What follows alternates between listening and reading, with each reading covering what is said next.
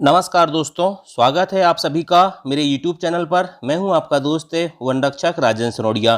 देखिए दोस्तों, आज सुबह मैंने आपको सामान्य अंग्रेजी यानी कि जनरल इंग्लिश का एक मोस्ट इंपॉर्टेंट टॉपिक पढ़ाया था, जिसका नाम है दोस्तों नरेशन। ठीक है, और मैंने आपको वहां पर डिटेल में पढ़ाया था और बोला था दोस्तों कि यदि एक दो रूल बच जाते हैं तो उन्हें हम MCQ प्रैक्टिस जो करेंगे दोस्तों, उनमें वहां पर हम उनको डिस्कस कर लेंगे। ठीक है, इसी जो सुबह मैंने जो क्लास दिया था दोस्तों नरेशन की, जो रूल बताया था, उसी के अकॉर्डिंग दोस्तों मैंने आपको आज शाम को एक टेलीग्राम चैनल सनोडी 90 पर दोस्तों एक टेस्ट दिया था, जिसमें दोस्तों मैंने टोटल 10 प्रश्न इंक्लूड किए थे। तो एक स्टूडेंट है दोस्तों आदित्य नारायण। कौन है? आदित्य नारायण। उसने दोस्तों मुझे लगता है 5 मिनट के अंदर में 10 क्वेश्चन को सही कर दिया। मुझे पहले लगा कि उसके 9 क्वेश्चन सही हैं, लेकिन दोस्तों उसके 10 की 10 क्वेश्चन सही हैं। ठीक है, चलिए, क्योंकि एक क्वेश्चन में दोस्तों टाइपिंग मिस्टेक थी, इसलिए उसने आंसर दिया था नन ऑफ दिस, इसलिए दोस्तों उसका आंसर वो वाला भी सही है। ठीक है, चलिए शुरुआत करते हैं दोस्तों। जो मैंने आपको टेस्ट दिया था क्वेश्चन नंबर 1 से।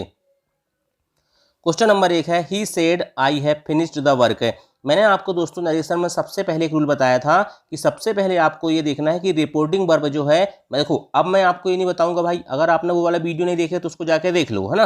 रिपोर्टिंग वर्ब जो होती है दोस्तों, अगर प्रेजेंट टेंस और फ्यूचर टेंस में होती है, ठीक है, तो उसमें जो रिपोर्टेड स्पीच वाला पार्ट रहता है दोस्तों, उसमें कोई चेंज नहीं होता। लेकिन यहाँ ही सेड, ये पास्ट टेंस की बात हो रही है दोस्तों, इसलिए यहाँ पर चेंजेस होंगे। ठीक है, ही सेड और कंजक्शन मैंने बताया था क्या लगता है, दैट लगता है। ठीक है, तो ही सेड दैट आएगा। ठीक है, तीनों ऑप्शन जो दिए हुए दोस्तों ABC, इसमें तीनों में ही said that, he said that, he said that है। ठीक है, मतलब यहाँ तक सही है। इसके बाद दोस्तों हमें ये देखना है कि ही आएगा कि आई आएगा। अगर हम इसको देख लेंगे तो हमारा एक ऑप्शन वहां पर क्या हो जाएगा, एलिमिनेट हो जाएगा। तो देखिए I have finished the work है, यहाँ पर आई लिखा है दोस्तों, तो मैंने बताया था कि फर्स्ट पर्सन सब्जेक्ट के अकॉर्डिंग चेंज होता है। यहाँ फर्स्ट पर्सन सब्जेक्ट के अनुसार चेंज होता है, मतलब दोस्तों जो आई चेंज होगा, यहाँ पर सब्जेक्ट क्या है, ही, तो ही के अकॉर्डिंग चेंज होगा तो क्या आएगा, ही आएगा। ठीक है, इसके अलावा दोस्तों मैंने बताया था कि जो सहायक क्रिया होती हैं, ठीक है, तो हैज और हैव किस में कन्वर्ट होती है, हैज और हैव दोस्तों हेड में कन्वर्ट होती है, तो हेड आएगा। ठीक है, तो यहाँ पर हो जाएगा आंसर ही सेड दैट, ही आएगा पहली चीज। ठीक है, इसके बाद दोस्तों यहाँ पर ही वाला के साथ हैज है, तो ये भी गलत हो जाएगा,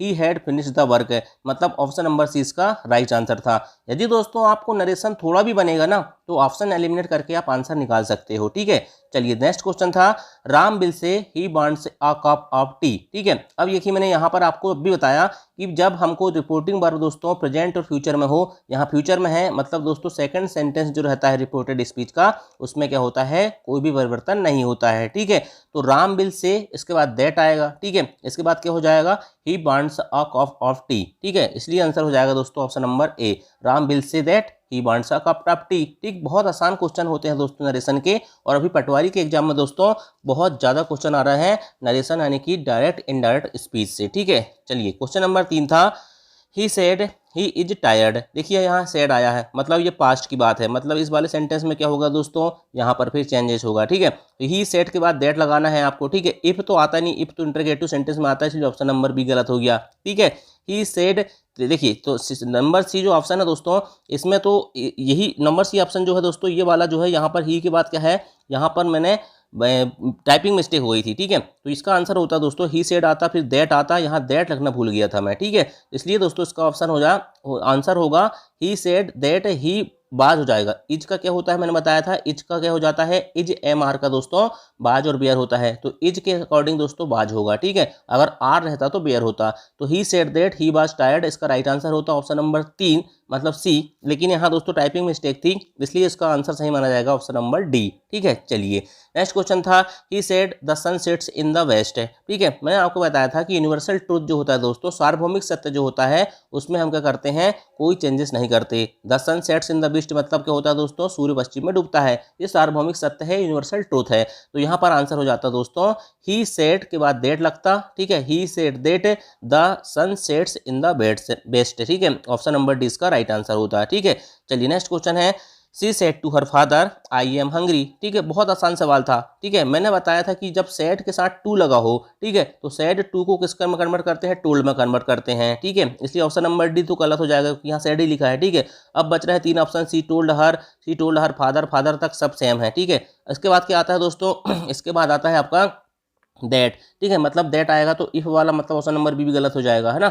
इसके बाद दैट ही इज हंग्री आएगा या दैट सी वाज हंग्री। तो देखिए आई एम हंग्री लिखा है और मैंने बताया था आई फर्स्ट पर्सन है, फर्स्ट पर्सन हमेशा किसके अकॉर्डिंग चेंज होता है, सब्जेक्ट के अकॉर्डिंग। सी है तो सी का सी ही आएगा ना, ही नहीं आएगा ना, ऑप्शन नंबर ए भी गलत हो जाएगा, इसलिए option number C is a right answer, ठीक है, 5 का सी होगा। नेक्स्ट क्वेश्चन था आई से आई वर्क हार्ड, ठीक है, तो देखिए यहाँ आई से मतलब प्रेजेंट की बात हो रही है, मतलब इसमें कोई चेंजेस नहीं होगा, ठीक है, इसलिए आंसर हो जाएगा दोस्तों इसका क्या हो जाएगा, I say that I work hard, option number C इसका भी राइट आंसर था। नेक्स्ट क्वेश्चन था आई से यू आर अ फूल, ठीक है, तो यहाँ देखिए दोस्तों आई से है, इसके बाद क्या हो जाएगा, आई से यू आर अ फूल। आई से मतलब क्या कह रहा है यहाँ भी दोस्तों प्रेजेंट टेंस की बात हो रही है, ठीक है, तो यहाँ पर भी कोई चेंजेस नहीं होगा इस वाले भाग में, तो आई से के बाद दैट लगा, यू आर ए फूल लगाओ, ठीक है, आंसर नंबर सी सही था, ठीक है।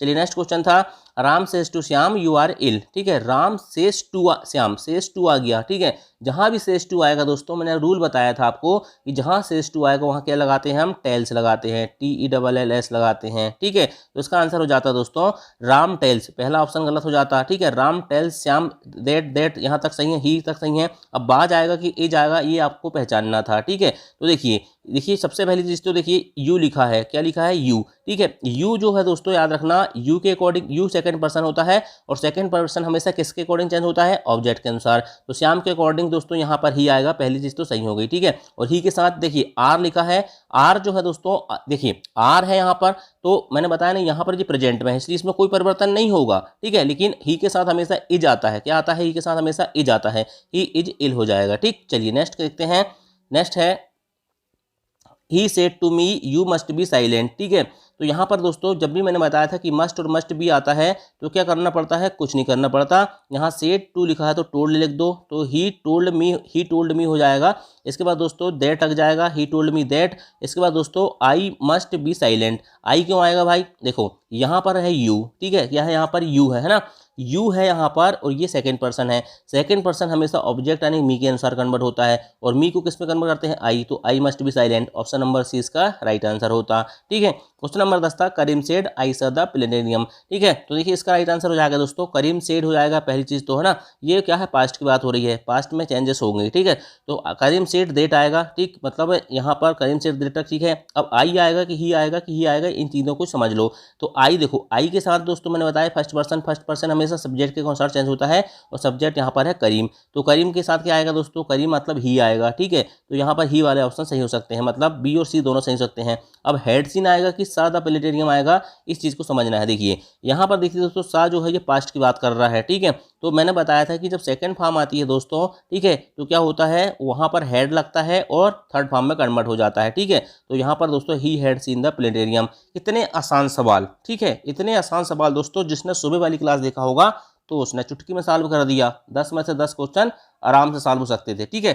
चलिए दोस्तों यदि वीडियो पसंद आया होगा, ठीक है, आपके कितने क्वेश्चन सही हुए कमेंट करके बताना, और दोस्तों मैं अभी कल फिर एक और क्लास लेके आऊँगा नरेशन की जिसमें हम ज़्यादा क्वेश्चन सॉल्व करेंगे, ठीक है, तो यदि क्लास पसंद आई होगी तो वीडियो को लाइक जरूर करना दोस्तों, बहुत मेहनत लगती है, एक एक क्वेश्चन टाइप करता हूँ मेरे को टाइपिंग नहीं आती और पूरा काम मोबाइल से करता हूँ मैं, है ना, ये मत सोचना कि कहीं कंप्यूटर से टाइप करता हूँ मैं, मेरे पास सिर्फ मोबाइल है संसाधन के तौर पे और मैं एक एक वर्ड लिखता हूँ, ठीक है, अंग्रेजी टाइपिंग में बहुत हमें लगता है एक एक वर्ड लिखना पड़ता है, क्योंकि यहाँ पर जो गूगल वॉइस वाला रहता है दोस्तों उसका यूज हिंदी में करता हूँ लेकिन अंग्रेजी में नहीं कर पाता, इसलिए बहुत टाइम लगता है मुझे अंग्रेजी का कंटेंट बनाने में, ठीक है। चलिए दोस्तों अगर मेरी मेहनत पसंद आई होगी तो थोड़ा सा सपोर्ट करिए, ठीक है, थैंक यू, जय हिंद जय भारत।